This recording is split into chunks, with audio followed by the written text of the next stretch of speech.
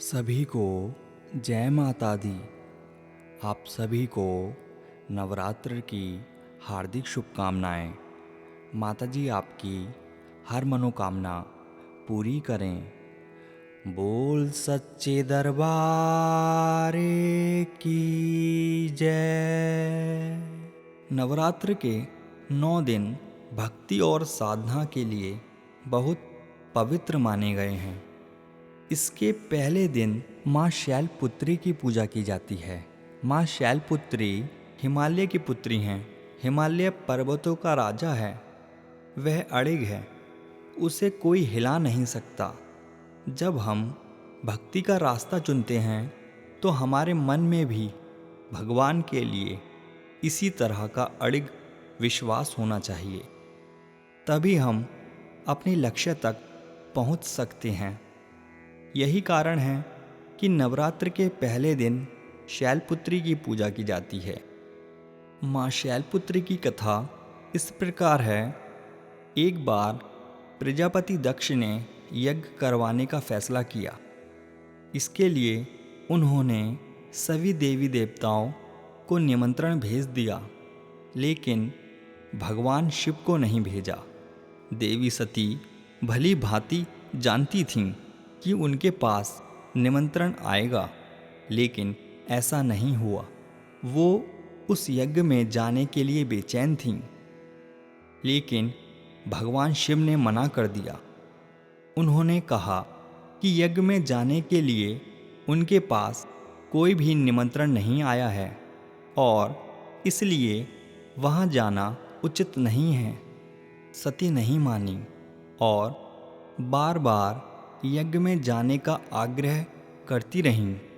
सती के ना मानने की वजह से शिव को उनकी बात माननी पड़ी और अनुमति दे दी।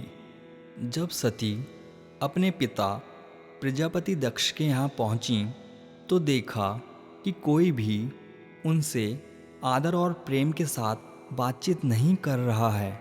सारे लोग मुंह फेरे हुए हैं और सिर्फ उनकी माता जी ने स्नेह से उन्हें गले लगाया।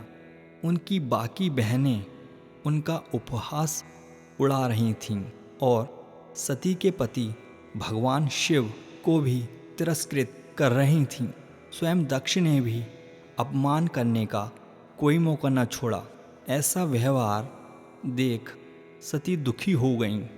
अपना और अपने पति का अपमान उनसे सहन न हुआ और फिर अगले ही पल उन्होंने वो कदम उठा लिया जिसकी किसी ने कल्पना भी नहीं की होगी। स्वयं राजा दक्ष ने भी कभी ना की होगी। सती ने उसी यज्ञ की अग्नि में खुद को स्वाहा करके अपने प्राण त्याग दिए। भगवान शिव को जैसे ही इसके बारे में पता चला तो वो बहुत दुखी हुए और दुख और गुस्से की ज्वाला में जलते हुए शिव ने उस यज्ञ को ध्वस्त कर दिया। इन्हीं सती ने फिर हिमालय के यहाँ जन्म लिया और वहाँ जन्म लेने की वजह से इनका नाम शैलपुत्री पड़ा। शैलपुत्री का नाम पार्वती भी है। इनका विवाह भी भगवान शिव से ही हुआ। माँ शैलपुत्री का पूजन जीवन में सफलता के उच्चतम स्तरों को पाने के लिए किया जाता है। जीवन के प्रत्येक क्षेत्र में सफलता के लिए सर्वोच्च शिखर पर पहुँचने की शक्ति पर्वत कुमारी माँ शैलपुत्री प्रदान करती हैं।